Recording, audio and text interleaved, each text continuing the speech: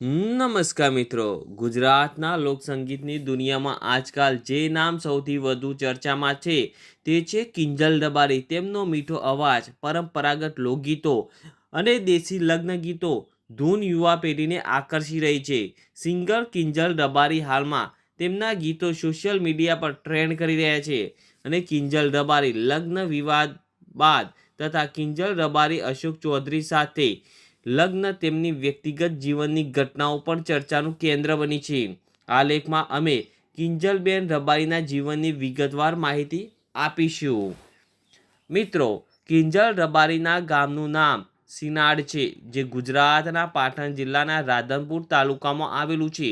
આ ગામ એક સાદું ગ્રામીણ વાતાવરણવાળું છે, જ્યાં લોકો પરંપરાગત રીતે ખેતી અને પશુપાલન સાથે જીવન વ્યતીત કરે છે. રબારી સમાજમાં જન્મેલી કિંજલબેનનું કુટુંબ પણ સામાન્ય મધ્યમ વર્ગનું હતું. તેમના મોટાભાઈ કિરણ રબારીએ તેમના જીવનમાં મહત્વની ભૂમિકા ભજવી હતી. બાળપણમાં કિંજલ રબારી ગામના સાદા વાતાવરણમાં રમતા મોટા થયા. ગ્રામીણ જીવનમાં લોકગીતો અને ભજનનો પ્રભાવ પર તેમના પર બાળપણથી જ હતો. ઘરમાં અને આસપાસના વાતાવરણમાં દરેક તહેવાર અને લગ્ન પ્રસંગે ગયેલા ગીતો તેમના મનમાં સંગીતનો રસ જગાડ્યો. તેમના પરિવારમાં સંગીતનો કોઈ વ્યવસાયિક ઇતિહાસ ન હતો, પરંતુ ભાઈ કિરણના પ્રોત્સાહનથી તેઓ આ દિશામાં આગળ વધ્યા. આ સાદું બાળપણ તેમને આજે પણ ગામડાની માટી અને પરંપરાઓ સાથે જોડી રાખે છે, જે તેમના ગીતોમાં સ્પષ્ટ દેખાય છે. કિંજલબેન રબારીનું શિક્ષણ ગામની સરકારી પ્રાથમિક શાળામાં શરૂ થયું હતું. તેઓ ધોરણ 1 થી 8 સુધી સિનાડની સરકારી પ્રાથમિક શાળામાં ભણ્યા. આ શાળા એક સામાન્ય ગામડાની શાળા હતી, પરંતુ અહીંના શિક્ષકો અને આચાર્ય તેમની કલાત્મક પ્રતિભાને ઓળખી અને પ્રોત્સાહન આપ્યું. શાળાના શિક્ષકોએ કિંજલ રબારીને ઘણું માર્ગદર્શન આપ્યું અને શાળામાં જ તેમને એક સ્ટેજ આપ્યું. કિંજલ રબારી નિયમિતપણે પ્રાર્થનામાં અને સ્પર્ધાઓમાં ભાગ લેતા. ભાઈ કિરણ રબારીએ ઘરે ભજનો શીખવાડ્યા, જેમાં શિવ ભજન પ્રથમ હતું.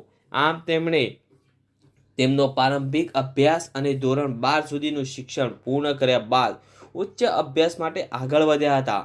તેમણે માઇક્રોબાયોલોજિસ્ટ બનવા માટે જરૂરી શિક્ષણની ડિગ્રી પણ પ્રાપ્ત કરી છે. કિંજલબેન રબારીની સંગીતની કારકિર્દીની શરૂઆત શાળાના મંચ પરથી થઈ હતી. ભાઈ કિરણનો પ્રોત્સાહન અને અમિતભાઈ વૈદ અને રજનીભાઈ ઠક્કર જેવા સંગીતકારો સાથેના સહયોગથી તેમના પ્રથમ આલ્બમ્સ બન્યો. તેમણે દેશી લગ્ન ગીતો, લોકગીતો અને માતાજીના ભજનો પર વિશેષ ધ્યાન આપ્યું. આજે તેમના 35થી વધુ આલ્બમ્સ રજૂ કર્યા છે, જેમાં લોકગીતો, દેશી લગ્ન ગીતો, ભજનો અને ગરબા જેવા વિવિધ પ્રકારના ગીતો સમાવિષ્ટ છે. તેમના ગીતો યુટ્યુબ અને અન્ય પ્લેટફોર્મ પર વાયરલ થાય છે. જાઉં મારવાડ દેશ, તિલક કંકુના, છેટું છે પિયર મારું મેણું માથાનો ઘા. તમે આ બધા ગીતો કિંજલ રબારી સોંગ અધિકૃત YouTube channel Kinjal Rabari official પર સાંભળી શકો છો.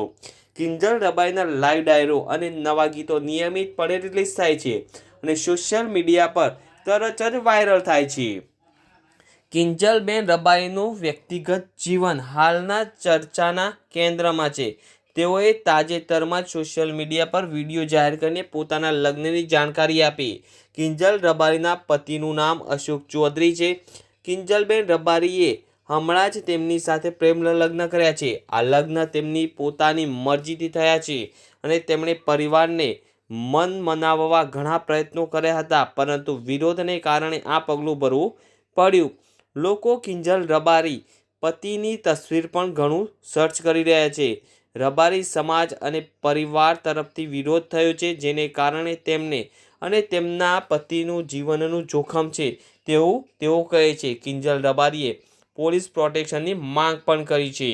કિંજલબેન રબારી એક સાદી ગામડાની છોકરીથી ગુજરાતી લોકસંગીતની સ્ટાર બની છે.